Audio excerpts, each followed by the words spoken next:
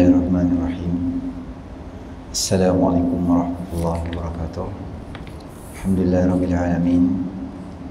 Wassalatu wassalamu ala asyrafil anbiya'i wal mursalin wa ala alihi wa sahbihi ajma'in. Subhanaka la ilma lana illa ma 'allamtana innaka antal alimul hakim. Rabbi shrah li sadri wa yassir li amri wahlul 'uqdatam min lisani yafqahu qawli, amma ba'd. Tuan Imam Al-Jatan Qasar, tuan muslimin muslimat yang dirahmati oleh Allah SWT, pertamanya kita panjatkan kesyukuran kita kepada Allah SWT kerana dengan limpah rahmatnya Allah SWT beri kita sama-sama peluang berada di dalam rumah Allah SWT setelah kita menunaikan fardu maghrib secara berjemaah. Dan malam ni insya-Allah kita akan sambung kitab balik berkaitan dengan fasa yang ketiga kitab kita. Macam tuan-tuan sedia maklum, kitab kita ni fasa yang pertama adalah berkaitan dengan akidah, dan kita dah tengok dah berkaitan dengan akidah tu. Yang kedua, kita dah tengok dah fasal berkaitan dengan fiqh. Kita dah juga tengok berkaitan dengan tu. Dan bahagian yang ketiga adalah bahagian berkaitan dengan tasawuf. Tasawuf ni adalah perbincangan berkaitan dengan hati lah, mana yang ria, sombong, takabur, ujub dan sebagainya. Semua tu masuk dalam bab-bab ujub tadi. Baik, kita masuk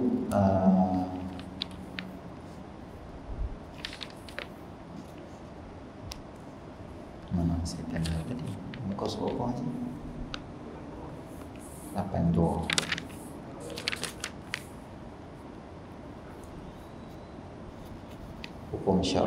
Hukum syarak bagi pada dua. Itu. Baik. Qala al-musannif rahimahullahu ta'ala wa nafa'ana Allahumma bi'ulumihi fid dharain amin ya rabbal alamin. Hukum syarak terbahagi kepada dua. Ketahuilah kiranya hukum syarak itu terbahagi pada dua bahagian. Pertama adalah hukum yang harus, yakni jawaz. Yang kedua adalah hukum yang afdal. Hukum yang harus tu dinamakan syarak yang zahir, iaitu kebanyakan amalan ahli fiqh. Dan hukum yang terlebih utama itu dinamakan ahli batin, iaitu diamalkan oleh orang-orang sufi. Dan kerana inilah kata Imam Ghazali rahimahullah ta'ala, i'lam annama huwa al-aslu fi hadzal babi syai'ani, ahaduhuma hukm syar'i wa zahiruhu wa tsani hukm al-wara' wa haqiqatuhu fa hukm syar'i an ta'khudha ma ataka mimman huwa zahiruhu salah wa la tas'alu illa an tatayaqqana annahu ghadabun aw haramun bi'ainihi wa hukm al-wara' alla ta'khudha syai'an min ahadin hatta tab'atha anhu ghayatal bahthi wa tastaqsiya ghayatal istiqsa'i annahu la syubhata fihi bihalin aw illa fatarudduhu. Ketahuilah kiranya bahawasanya asal bab ini bab hukum hakam, halal dan haram itu dua. Satu hukum syarak yang zahir, yang kedua adalah hukum wara' yang hakikatnya, yakni hakikat syarak dan batin. Baik. Kata pengarang, hukum syarak ni dia ada dua. Satu hukum yang harus, satu yang dinamakannya sebagai afdal. Istilah Imam Ghazali adalah satu hukum yang zahir dan satu lagi hukum yang batin. Ada benda kat dunia ni tuan-tuan, dia hukum wara' ni maknanya kita sendiri rasa dalam hati kita tu benda ni boleh buat ke, tak boleh buat ke, atau benda ni dimakruhkan ke, atau benda ni diharamkan ke. Kita main perasaan dalam hati kita setelah kita mengetahui benda tu. Tapi kalau sesetengah orang yang dia tak cermat, dia rasa mainan syaitan dia macam ni. Dia kata, alah tak apa, benda ni benda apa? Benda sunat ya, tak buat pun tak apa. Orang yang mengaji, orang yang warang, dia akan ambil hukum Islam ni macam mana? Dia akan ingat, yang ni benda sunat ni, kalau aku tinggal, rugi kalau aku tinggal. Dia punya cara fikir dia tak sama macam cara fikir orang yang biasa. Orang yang dia warang, dia akan lebih berhati-hati dalam sesuatu urusan. Banyak saya tengok kadang-kadang kawan-kawan yang jenis warang ni, tutup guru yang warang ni, kalaulah kita pergi kedai, kita nak beli dalam kedai tu, macam contohlah kedai jadi 24 jam. Dalam tu ada lah yang mineral ada, yang tu yang ni ada, tapi ada juga arak tu ada dalam tu. Maka bila dia tengok je dalam tu ada arak, dia jadi macam tak apalah, tak payah beli lah kedai ni, kita pergi cari kedai lain lah. Padahal kita kata bukan nak beli arak pun, belilah mineral. Tak, bagi dia rasa macam duduk dalam satu grup ni, dia rasa macam warok sikit. Tak apa, kita cari kedai lain lah. Dia main perasaan dia tu. Padahal salah lah. Tak salah. Kalau orang fake, orang faker, dia ambil, alah tak apa, tak ada masalah. Kita tahu benda boleh, mana tak boleh. Tapi warok ni maknanya dia lebih cermat lagi, dan dia lebih berhati-hati dalam melakukan sesuatu amal-amal yang soleh atau meninggalkan sesuatu larangan Allah Ta'ala dalam versi yang lebih halus, lebih lagi berhati-hati dalam sesuatu masalah. Nak buat sesuatu amalan, kalau dia rasa tertinggal pun dia rasa macam ralat sikit dia kalau dia tertinggal benda tu. Benda sunat ke, bagi kita, alah tak sembahyang duha, alamak lupa sembahyang duha, lambat lah, tak apa, esok lah duha. Kita main pukul rata gitu ya. Tapi jenis orang yang warak dengan hukum syarak ni, dia tu Allah, duha tinggal, dia jadi resah dan gelisah untuk dia. Kita kata hang ni sebab apa? Aku tak sembahyang duha hari ni. Tak mana tahu ni ya, dia pergi mesyuarat kat mana, dia tak tahu tempat, dia jadi macam dia tak kawan. Orang ni maknanya dia warak. Dia sangat berhati-hati. Jadi kata Imam Ghazali, syarak memuji orang yang warak ni dia bagus sebab dia sangat berhati-hati dengan sesuatu urusan. Tak kira lah dalam benda-benda makanan terutamanya kita ni. Alah ustaz, saya tengok kedai tu ada cok, boleh lah kot. Ustaz tengok dulu, memang ada cok. Han tengok ustaz dalam dia siapa duk masak. Han tengok ustaz dalam dia tu apa keadaan kedai dia. Tak apalah. Nama je ada halal, tapi tengok elok-elok, mungkin expired date dah. Ada cok halal tu ada, tapi tak tahu bila dia buh di situ. Kena jeling pergi tengok dekat sikit, rupanya 6 bulan dah mati darah. Dan orang yang duk masak tu pun tak tahu macam mana. Kita punya konsep jadi sedap, nerak pergi makan atas meja dia tu. Tak tahu dia beli kat mana, masakkan macam mana. Terutama barang-barang yang melibatkan apa sebagai kita tuan-tuan, melibatkan kek. Isteri saya dia buat kek jual apa semua. Kadang saya pergi lah beli barang di kek di kedai. Dia tuan-tuan, contohlah coklat chip yang kecil-kecil tu. Ada coklat chip yang ada halal, ada coklat chip yang tak ada halal. Coklat chip yang ada halal RM16.5. Yang tak ada halal RM11.5. Tuan-tuan beritahu saya, kalau kita orang meniaga, biasa kita pergi cari hak RM16.5 ke, kita cari hak RM11.5. Biasa kira orang nak murah-murah ya. Alah, takkan ada babi dalam ni kot, dia pakai buah tu. Nampak. Kira tak ada babi, kira halal. Tak boleh lagi. Kedai viral ustaz, rata-rata orang duk pergi dah. Belum tentu lagi. Wa in tuti' aktsara man fil ardi yudilluka an sabilillah. Kalau hang ikut majoriti orang, boleh jadi hang sesat daripada Islam. Majoriti bukan tentu betul. Tuan-tuan bagi tahu saya, majoriti orang sembahyang Jumaat ke majoriti tak sembahyang Jumaat? Tak sembahyang walaupun masjid surau penuh, berlambak lagi tak sembahyang tuan-tuan. Pergi pasar raya, pergi Tesco, Queens Bay saja suruh isteri kita berjalan. Geng-geng pejabat orang perempuan kan. Mereka geng perempuan, mereka suka semain Jumaat. Sebab pukul 12 sampai 2.30. Mereka suka pergi ronda sini, ronda sana. Sebab parking tak banyak. Saya tanya, hangpa duk meronda-ronda ni ada lelaki tak? Berlambak ustaz, dia kata. Tak semayang. Kita duk ingat masjid kita ni berlambak ada orang. Rupanya hantu ayak berlambak kita semayang. Dia jadi normalisasi. Dulu pun tak semayang dah. Tambah sekarang ni nak kena main berawai lah apa semua-semua. Terus jadi tak main. Satu lagi saya nak bagi tahu tuan-tuan, lalang tegak Jumaat ni saya abang lah.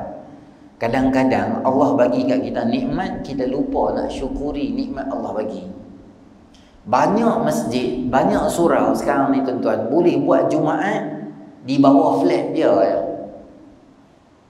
Surau-surau Jumaat ni jadi banyak dan berlambak yang ada dalam kita di Pulau Pinang ni. Pengalaman saya pergi khutbah di tempat-tempat ni ialah masalah yang berlaku, tuan-tuan tahu apa dia? Ialah saya sampai ke satu azan. Saya sampai dalam surau tu ada berapa orang? 12 orang dalam surau. Saya kata, ni jadi semain Jumaat ke tak? Dia kata, ada Ustaz. Lagi qomat dia turun. Lagi qomat, semua turun. Saya duduk tengah khutbah, habis khutbah dah, dia duduk qomat, saya kali belakang tengok. Macam nak kena kira. Cukup ke 40 ni? Lagi semua turun, semua duduk luar. Umur tingkat 1, tingkat 2, tingkat 3. Jadi tengok khutbah kat balkoni gitu, relax gitu sampai baca WhatsApp. Allahu Akbar, Allahu Akbar, turun sembahyang takbir tu, Assalamualaikum, Waalaikumsalam, blah gitu ya. Dulu, awal-awal Covid dulu, 12.30 masjid tutup dah sebab penuh. Di Sungai Tirah, Masjid Baru, jenis orang ramai ni kena main awal. Kenapa kita main sembahyang dulu? 12, 15 kita main pacak dah kat masjid. Habis dia buat apa kat masjid main awal? Inilah masa kita baca Al-Kahfi, baca Al-Quran, baca yang tu dulu, qada sembahyang dulu, tinggal apa semua duk ganti balik, pelan-pelan balik. 1 jam sebelum Jumaat kita main dah. Sebelum azan kita dah ada dah kat masjid dan di surau. Banyak amalan kita boleh buat. Tapi yang peliknya kita ni, apabila nikmat Allah Ta'ala bagi lebih sikit, mudah kalau kita tak payah kelang kabut cari parking semua, patutnya main awal lah. 12.30 main dah lah. Kami nak main awal buat apa? Buat apa? Cuci sport rim. Mengaji lah, tanya buat apa? Di masjid buat apa lagi? Banyak benda boleh buat lah. Terutama kotor semayang kita dulu-dulu. Baca Al-Kahfi, tak pandai baca Kahfi. Baca Yasin. Yasin pun saya tak pandai. Hang baca lah Amma Yatasa'alun sampai belakang. Dia tak pandai, dia tak pandai baca Quran. Ni hang baca Qul Allah ya boleh ke? Qul Allah tak boleh. Qul Allah benda mudah. Hang ulang baca Qul Allah boleh? Boleh. Ada lah ambil tasbih ke selawat Nabi Jumaat ke. Ada orang baca sini selawat-selawat. Ada lah benda. Tapi ramai orang yang tak buat lah benda tu, melambat tu. Sepatutnya waktu kita guna untuk ibadah, kita guna untuk telefon. Padahal masa untuk telefon kita tak guna pun untuk ibadah. Syaitan ranjau kita. Dia berjaya 1-0 kena. Tiap-tiap minggu kita kena 1-0, 2-0, 3-0. Kalah sedia kita dengan dia. Jadi orang yang warak dia tak akan buat macam tu. Dia ambil peluang. Kalau tertinggal benda-benda sunat ni dia rasa sedih. Kalau buat benda-benda makruh pun dia rasa macam tak selesa. Sebab sahabat kata, innakum lata'maluna a'malan hiya aduqu fi a'yunikum minasyari kunna na'luha minal mubiqat. Hampa kata sahabat, hampa boleh buat satu benda yang benda tu mungkin kecil dan simple di mata hampa, tetapi kami para sahabat menganggap itu sebagai benda yang boleh membinasakan kami. Sebab tu ada kaedah birrul muhsinin sayyiatul muqarrabin. Benda yang baik di kalangan orang-orang yang biasa, tetapi benda tu berdosa di kalangan orang-orang yang taqarrub dia dengan Allah. Contoh sebagai kita tuan-tuan, sahabat Nabi SAW kalau dia tertinggal solat, tertinggal takbiratul ula contohnya, dia boleh sedih sampai 2-3 hari. Katalah semayang jemaah dah tak ada dah, masa dia main contoh dah habis dah, mungkin itu akan meresahkan dia sampai dekat seminggu dia sedih, 7 hari dia boleh jadi sedih. Lama sangat sedih. Sebab apa? Sebab masa aku main tadi aku terlambat takbiratul ula. Kita kata dia ni buat teruk lah, takbiratul ula kan nak mati pun semayang lah, lagi ganti balik. Kita rasa biasa, tapi dia benda tu bukan biasa. Sebab mungkin dia dah puluhan tahun tak pernah tinggal takbiratul ula. Orang yang selalu duk semayang sajadah 35 tahun sajadah tak pernah tinggal. Sekali lah bangun lambat, dia main semayang, habis lah doa kunut dah, dia main Allah. Dia dengan bangun nak kena pergi tandai, dia tak boleh kelang kabut ke tu, dia pun main apa semua, habis orang baca kunut. Lepas semayang dia boleh duduk sandak di dinding, dia boleh menangis tau. Kita pergi jumpa dia, Haji ada apa? Ni hilang motor apa? Saya terlambat tadi, tertinggal sajadah. Kita kata dia ni apa, tinggal sajadah menangis. Sir kita tiba. Kita kata sir pula kat dia. Lepas tu kita lah sir. Kita tak rasa apa. Sebab dia duk buat benda tu selalu. Amalan tu dah resap masuk dalam diri dia. Birrul muhsinin. Bagi orang biasa mungkin itu alah janji main sembahyang subuh pun kira besar dah lah ni. Bukan semua orang boleh main sembahyang subuh. Tak, tapi bagi dia muqarrabin, dia dekat dengan Allah. Benda tu dia rasa macam bersalah rasanya. Dia rasa macam luar biasa. Sebab tu Nabi SAW tu level dia istighfar bukan sebab dosa dah. Nabi istighfar tu bukan sebab Nabi ada dosa. Nabi nak menyuburkan syukur pada Allah Subhanahu Wa Taala. Nak syukur lagi, nak terima kasih. Kita pun tak boleh fikir, macam mana nak syukur sampai bengkak-bengkak kaki menangis. Kami syukur senang, alhamdulillah, sudah belah 3 kali, alhamdulillah. Itu ya kita bersyukur. Orang dia punya taqarrub, dia dekat dia dengan Allah, dia punya tahap fikir dia tak sama macam kita. Kata ulama, kalaulah hampa nak tahu level kita di sisi Allah, ayat dia susah tuan-tuan dengar. Kalau kita nak tahu level kita di sisi Allah, kita tengok level Allah tu di sisi kita. Level perintah Allah di sisi kita. Kalaulah kita ni jarang baca Quran, jarang tasbih, jarang buat benda baik, infak fi sabilillah, akhlak pun buruk, maknanya perintah Allah dengan kita tu dia jauh sangat.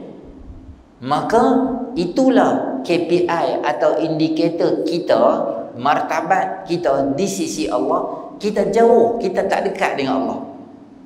Kalau Allahu Akbar, kita boleh tinggal semua benda kita. Semayang nombor 1, buat dulu, pergi semayang berjemaah. Kita rasa berat benda-benda ni. Satu hari tak baca Quran, kita rasa resah, bangun, bangkit, pegang telefon ke apa-apa, baca bagi ada tengok Quran dalam sehari. Kalau macam ni lah kita boleh didik diri kita. Maknanya apa tuan-tuan? Maknanya martabat kita atau kita punya maqam kita di sisi Allah tu dia tinggi lah. Sebab benda-benda yang Allah suruh tu kita ambil berat, kita jaga bagi elok, maka dia macam tu. Kalau Allah suruh apa kita buat macam tak erti, tak kisah, terbuat pun kita tak rasa apa. Sebab tu Nabi kata orang yang selalu orang yang fasik. Fasik ni apa? Orang yang selalu buat dosa. Orang fasik dia buat dosa, dia rasa dosa tu macam lalat kat hidung dia. Macam tu tak ada apa pun. Tapi kalau orang mukmin buat dosa, dia punya risau lah dosa tu macam gunung nak hempak kepala dia. Macam dia fikir, alamak, macam mana? Bukan ada apa, anda serabut sebab apa? Aku tengok pada satu hari, dia tengok sampai buat kerja, sampai makan tengah hari pun muka macam apa, ada apa sebenarnya? Tadi aku, macam mana aku duk risau, isteri yang sakit ke, anak yang sakit bukan? Tadi aku rasa macam terlanggar kucing ke apa-apa. Aku rasa risau lah. Kita dengar apa langgar kucing mu buat teruk. Tak, dia rasa benda tu macam dosa, rasa macam besar benda tu, rasa macam rimai, rasa macam tak selesa. Sebab dia dekat diri dengan Allah.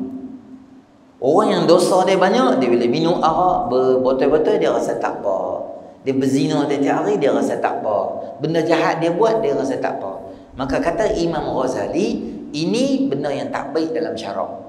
Syarak persembah dekat kita benda yang baik, maka bagus cari hukum warak itu.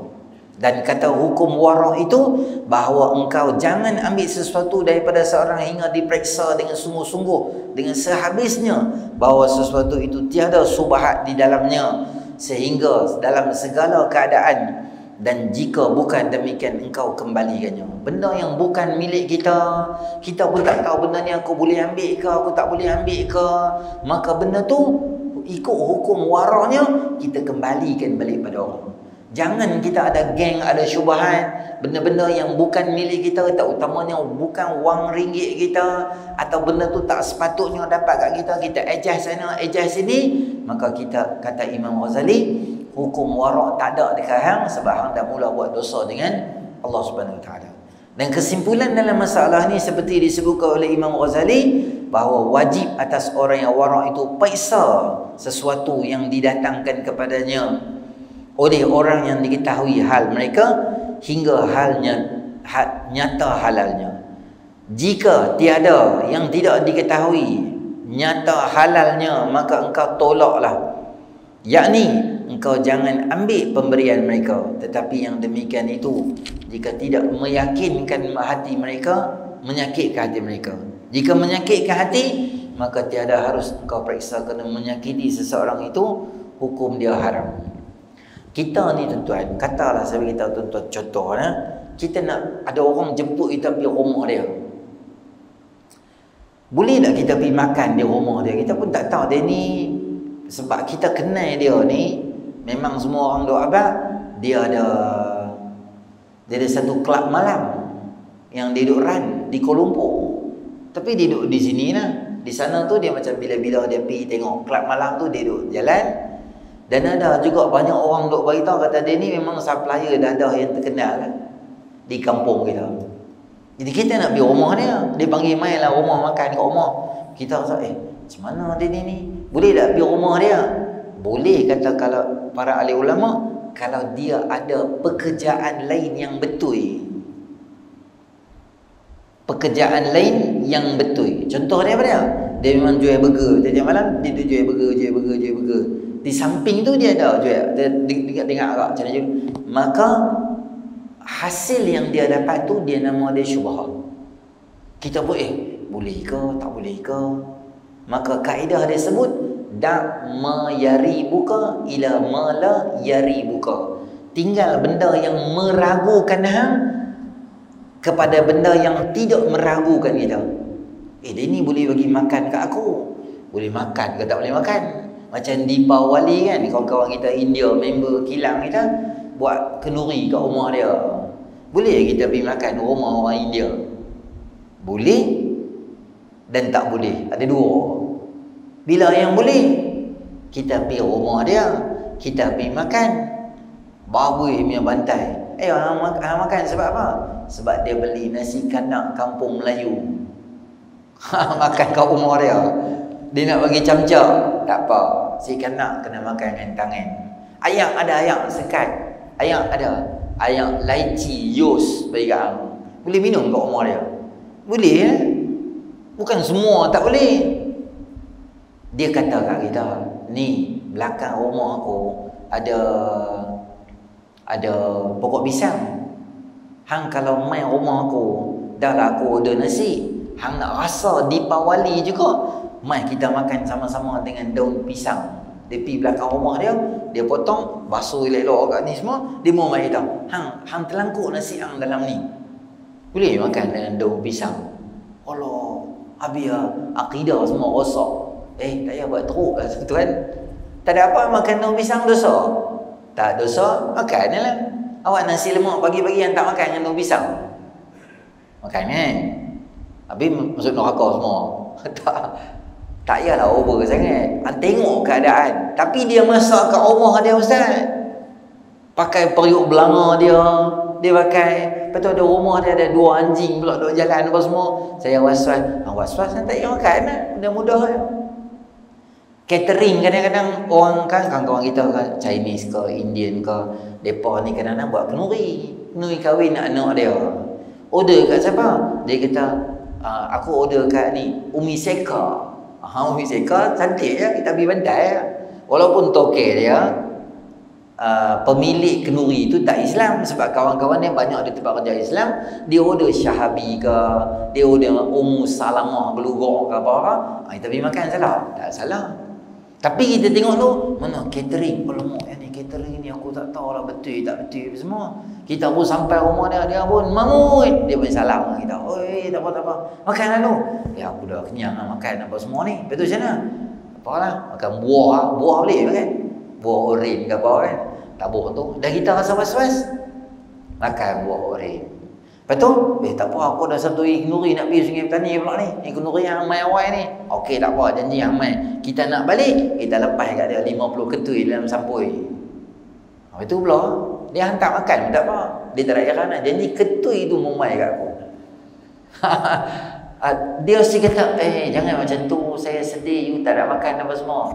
Apa lalu, Siva nama dia tu, contoh lah. Ni, saya bagi sama you. Birthday, bukan birthday, you punya anak punya kahwin, you ambil, apa ni, bagi duit semua kita kawan-kawan. Tak apalah, simpanlah ni hari, you seronoknya hari, kita pun seronok juga. You punya anak macam kita punya anak juga apa semua. Mula-mula dia nak marah, dia tengok 50 ketui, dia dah tak apa, melingkup belah pun tak apa, set makanan aku, janji yang ni aku mau. Itu lah, bukan kita lah hina dia. Jadi kita bagi dia, kita rasa kata tak selesa nak makan kan. Tak apa, tak ada masalah. Tu nama dia warung lah. Tonton pergi dekat tonton pergi dekat pasar raya, tengoklah ada orang buat kek, jual macam-macam apa semua tu. Tapi cermin dalam pasar raya tu nampak jelas lah. Yang buat tu adalah orang bukan Islam. Dia duduk buat gitu. Macam Allah dia ni duduk buat pula. Tak apa, tak payah makan lah. Boleh tak makan. Kita tengok sijil halal dia ada. Dan kita tengok dia pun buat kerja bersih pakai sarung tangan, dan mesin tu semua dia tinggal dia belah, dia bukan bawa mai pada rumah dia, memang tu di pasar raya. Jadi dia rasa tak apalah benda ni, tak ada apa, dia je buat. Kalau ikut fik dia ada halal, boleh nak makan. Tapi kita rasa macam alamak dia ni buat pula, tak apa, tak payah beli ya, kopi beli yang lain ya. Maka hukum warak ni dia lebih up sikit daripada hukum fik yang biasa. Kalau tuan-tuan pergi luar negara, contohnya, dia makanan ni dia bukan mesti ada halal. Makanan tu tengok apa yang ada di dalam dia. Lepas tu JAKIM buat halal. JAKIM buat halal memudahkan untuk kita. Contoh saya beritahu kat tuan-tuan. Dekat kita, kawasan kita ni, katalah di Matang Taman Laut, satu makcik tu dia buat tempeyek Kak Ani. Dia tak ada halal, tuan-tuan makan tak? Orang bagi tahu, tempe apa ni? Dia ni Kak Ani, keluaran Bumi Putra, bersih, buat di rumah, ingredient semua dia buat tu. Kita dah belik, Allah tak ada halal, tak makan yang ni semua haram. Tempe Kak Ani kot, tak payah buat teruk. Takkan nak blender babi 2 ekor tu kot. Tapi tak ada halal, boleh makan tak? Tengoklah dulu bahan dalam dia tu apa. Ni bahan apa aku tak tahu, tapi ada halal. Dah halal, insya-Allah aku boleh halal. Dia memudahkan. Luar-luar negara kadang-kadang kita pergi tuan-tuan, dia tak ada logo halal, tak ada negara dia. Ada kawasan UK ke mana lah, kawasan-kawasan kita pergi Jepun ke apa-apa, nak beli roti, nak makan dan sebagainya. Tengoklah ingredient dia tu dia buat apa. Okey, tak ada masalah. Tanya kat kawan-kawan yang duduk di situ, mana kedai Islam ke apa lebih kurang, boleh, tak ada masalah. Dia ada masanya kita warak bila, terutama di kedai-kedai kita, di tempat-tempat kita ni lah. Kita tanya dia mi ke makanan, kuitiau, laksa ke apa-apa, kita tanya dia sepatah, kerana benda tu boleh menyebabkan ni.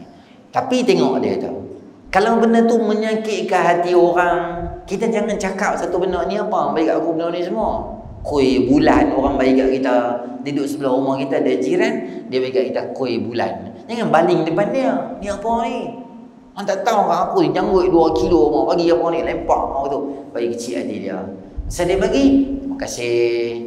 Oi, bagus ni, sedap ni, saya seronok makan. Saja mujah malah. Jangan cakap satu benda yang boleh sakit ke hati dia. Orang bagi kita bihun kuih tiaw, tanya dia tu, ni bihun mana ni? Cina punya bihun, mah tak baik kat aku. Jangan cakap tu orang. Tu boleh menyebabkan orang terasa hati. Sebab kita hukum warak dengan hukum, kita katakan hukum syarak yang jawas tadi tu, dua benda yang berbeza. Yang penting jangan cakap sampai boleh menyakitkan hati orang. Demikian juga jika engkau bertanya pada orang lain, maka jika didengar oleh mereka nescaya dia bertambah sakit hati, maka yang demikian itu haram pula. Oleh itu tiada jalan untuk menolak yang demikian melainkan dengan lemah lembut. Jika engkau tiada lain menolak yang demikian melainkan dengan menyakiti hati mereka, maka jangan engkau tolak pemberian mereka, dan engkau mesti mengambil pemberian mereka, serta halal engkau makan pemberian mereka, kerana perbuatan itu menyukakan hati orang Islam, dan memeliharakan kesakitan hati mereka itu lebih baik daripada orang yang warak, daripada tidak mengambil yang demikian. Baik. Masuk pula dalam bab berkaitan dengan harta yang syubhah. Adapun harta yang syubhah itu ialah yang disyaki sama ada halal atau haram.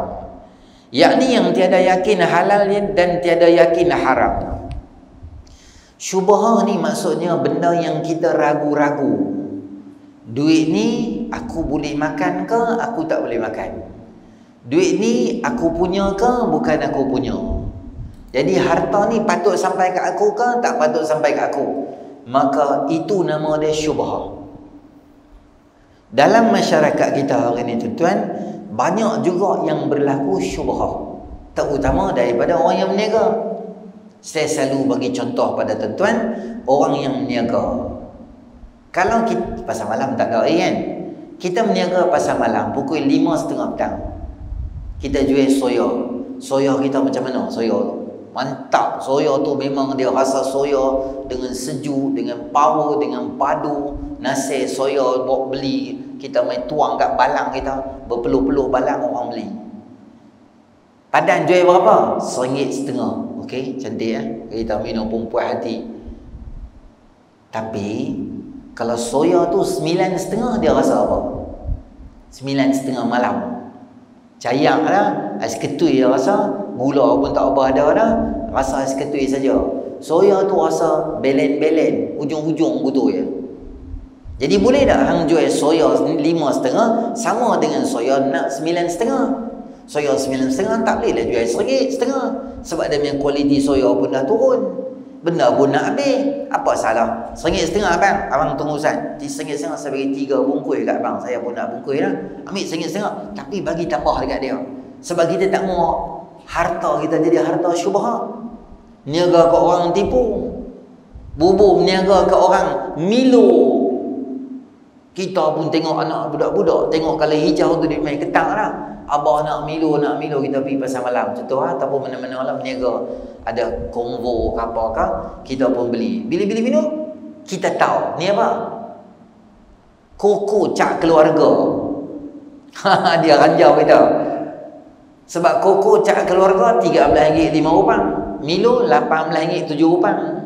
Kalau ada Sunshine ada one day sale RM17.09. Yang tu ya paling maksimum. Ataupun sebelah yang beli online, dia ada murah. Biasa-biasa jangan harap boleh jadi bawah pada RM14 semua tak ada. Yang murah, cap keluarga, cap ayam, cap tupai, cap biawak komodo. Tu murah. RM9, RM10, RM13. Dia mix dua benda, bagi rancak sikit. Milo, ranjau ke orang. Bu koko. Orang beli orang dahaga, orang tengok ayam hang tu pekat, orang beli, insya-Allah, jangan tipu orang. Niaga ayam. Contoh. Pak. 2 ekor. Bagi ke orang ayam. Kaki siapa punya? Kaki ayam tu. Kaki ayam orang yang beli punya lah. Kena tanya kat dia, abang kaki mau? Dia tahu. Kaki kami tak makan. Okey, tak apa. Bawa tepi. Dia tak mau, kita boleh ambil. Tapi hang jangan sengaja tak tanya. Pak, bertepi, bertepi. Sebab apa? Sebab nanti ada satu kaki pula main beli kaki ayam. Sebab dia nak berniaga malam pula buat sup, nak bagi rasa sikit, sup kaki ayam sup apa nama lagi, sup gearbong, sup gear hak rosak, macam-macam gear semua dah. Dia bubur kaki ayam, dia tu main beli pula kilo ayam, dia jual lah kaki ayam, dia kilo RM5, dia balas duit kat tu pula. Boleh buat gitu? Hukum dia haram dan dosa, sebab tu bukan kita punya. Melainkan dia tu kena, tak apalah bang, anak-anak saya tak makan, kami semua tak makan ayam, kami jadi makan kepala ayam. Okay, anak boleh ambil kan? Tapi biasa orang tak makan lah. Saya di Mesir dulu, saya keluar Jumaat 3 hari. Tapi kami gabung lah, budak-budak student Universiti Azhar semua keluar. Saya keluar dengan Senegal, keluar dengan itu Burundi. Nama dia apa? Hashim daripada negara Burundi. Burundi semua Afrika bagian kan. Hari saya tu, hari saya masak dengan seorang ustaz tu Selangor. Kami masak ayam. Dia kata, anak teringin sangat nak makan sup kaki ayam semua. Boleh, jom kita buat sup kaki ayam buah sok-sok semua. Makan lah. Esok tu giliran daripada orang Senegal dengan apa tadi tu, Burundi. Saya pun baru dengar negara tu, pakai kawan dengan dia. Qasim nama dia. Qasim Burundi. Pandai. Allahu Akbar. Riyadhus Shalihin tu di kepala. Hantarnya muka surat mana dia boleh hafal kata. Memang luar biasa otak Allah bagi dia. Esok tu dia masak, tak ramlah dia khidmat. Kami pun seronok lah sempoi. Tu dia masak macam lemak tak lemak ke tu. Tahu dia berapa? Kepala ayam dia bu.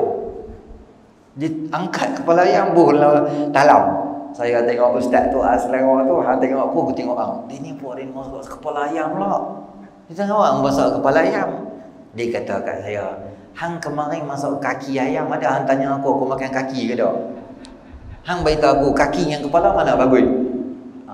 Okey. Kaki pijak merata, kepala mulia. Mulia lah pula. Mulia ambil pasal. Ambil kepala buh tepi tutup mata, bismillah makan. Jadi satu pengalaman. Ni kali kalau nak khidmat masak, kena tanya kat jemaah semua. Apa makan tak ni? Apa makan tak ni? Ada orang tak makan limpa, ada orang tak makan hang syoknya, apa benda punya semua. Hang kena tanya sepatah kat orang. Sebab kita nak makan dalam-dalam. Kan? Gitu. Jadi macam mana saya boleh pergi sampai Qasim Burundi makan kepala ayam jauh sangat melencong kita ni. Jadi harta-harta ni ayam tadi kan. Jadi harta tu syubhah lah. Kita tak tahu. Kena tanya, ustaz saya lama dah ustaz. Allah, 30 tahun saya duduk berniaga, saya tak tahu, saya baru tahu. Jadi hang buat apa? Tulis kat kedai satu note, ataupun customer selalu duduk main, dulu kaki-kaki ayam aku tak minta semua macam mana ni. Dia tak faham dah dulu kira alai gitu. Okey, tak apa. Jadi kita nak cover balik salah kita buat apa? Maka kita bagi kaki lebih sikit ke orang, bagi ke orang lebih sikit. Contoh potong-potong ayam ada 16 bahagian. Ambil satu kepak bawah sikit. Sedekah ke orang banyak sikit. Bagi hilang kita punya dulu punya salah. Di samping tu kena minta maaf ke orang, kena bagi tahu ke orang selalu customer main macam ni, dulu aku tak tahu minta maaf, cover balik. Ada satu lagi cara dapat duit syubhahnya adalah dengan orang yang kerja dekat servis kereta. Tukar minyak hitam. Dia kerja dia tukar minyak hitam. Kita pergi kat kedai, kita tanya, ni tak kira lah motor atau kereta, benda ni kerap terjadi juga. Dia taktik setengah orang yang tak amanah. Kita kata dia mau minyak ni, dia tengok kalau kereta hang jenis kereta apa. Kalau kereta biasa Persona, Wira gitu je, 5 liter boleh lepas lah. Tapi kalau kereta hang jenis besar, dia kena pakai banyak. Mungkin 2 botol. Bila 2 botol, biasa benda ni tak jadi. Dia akan jadi pada 1 botol. Bila dia tuang 1 botol, balance tak banyak. Adalah lebih kurang setengah inci ni ke berapa liter sikit balance hujung-hujung tu. Jadi dia akan buat apa? Dia akan simpan. Sepatutnya yang sikit tu hang kena buh dalam kereta belakang, tutup pintu depa. Abang, minyak balance ada belakang. Kita kata ada sikit kan? Ada sikit tak payah. Tak apa, kita ambil. Dia buat apa? Tak bagi kat dia tu. Dia simpan kat dia. Sikit. Satu hari 30 orang yang tukar minyak hitam. Kedai besar. Dia kumpul minyak hitam tu semua, dia kumpul semua. Satu hari, 2 hari, 3 hari, cukup 5 liter. Dia pergi sembang pula kat itu. Abang, minyak hitam ada orang tu RM120. Tapi saya ada minyak hitam sama juga. Tapi saya duduk kerja sini, saya dapat murah sikit lah. Saya tolong kat abang 70 boleh lah. Benar 120, kita dapat 70, kita macam mana? Bukan minyak tak elok, minyak elok lah. Dia simpan minyak yang sama. Kita kata, tak apa, bawa minyak lah. Tapi abang beritahu dekat apa kaunter, kata minyak hitam abang punya. Minyak hitam saya bawa sendiri. Mana minyak hitam? Minyak hitam ada kat belakang. Nanti saya bawa. Dan nanti masa saya nak tukar, saya ambil minyak hitam, saya tukar. Jadi 70 abang bayar kat saya, abang tak bayar kat dia apa. Abang save sikit. Boleh buat begitu? Dia ingat, tak apalah. Minyak tu siapa punya? Tak tahu lah Ustaz. Minyak tu dia tu tukar Ustaz, dia tu Cina baik-baik kat dia. Ui, tak boleh lah. Cina pun tak boleh ambil. Kalau Cina lah boleh buat naya dia. Tak boleh buat dosa buat begitu orang. Kalau dia India boleh buat berdajal dia. Tak boleh tuan-tuan. Zalim ni orang, walaupun dia tak Islam, tak boleh buat naya kat dia. Tuan-tuan hutang kat Cina contoh lah. Hutang kat India ke, Bengali, Sing ke. Lepas tu tak mau bayar. Yang tak mau bayar, oh yang kapiak aku takkan bayar. Pandang lah, masa minta duit tak kata kapiak. Ang kata lu saya punya kawan. Bila nak bayar, ang kata kapiak. Jadi ni mau jet muka 2 kali.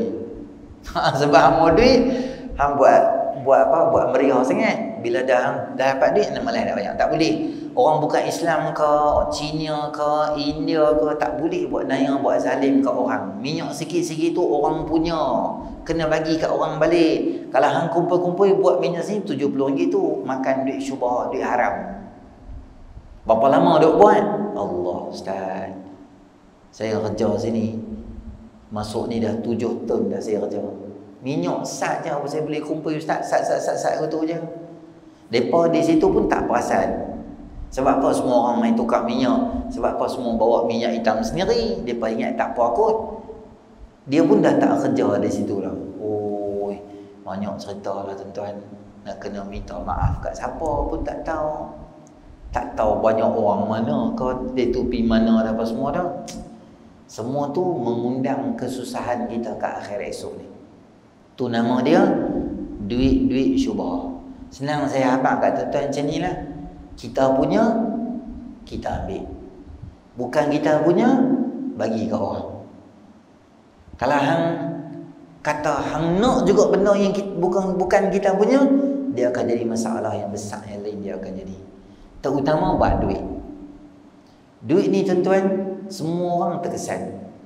Kalau tuan-tuan pergi ziarah orang sakit, kadang-kadang biskut berlambak-lambak.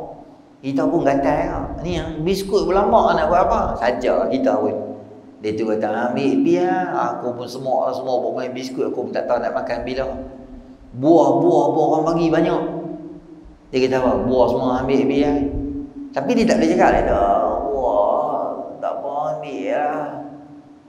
Biskut pun ambil lah. Tu kita kata, ni duit 500 ni, duit Tuhan jangan sentuh pun tampak kepala hang. Dia kata. Padahal dia sakit. Doktor baru cucuk, dia macam terawang-awang tu. Tapi biar duit, dia punya reseptor otak dia bergabung dengan cantik dan kemal. Walaupun dia gila. Gila tak?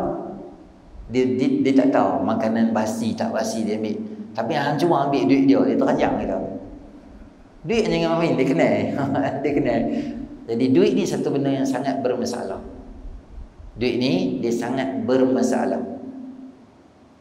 Masalah duit ni dia boleh jadikan semua macam-macam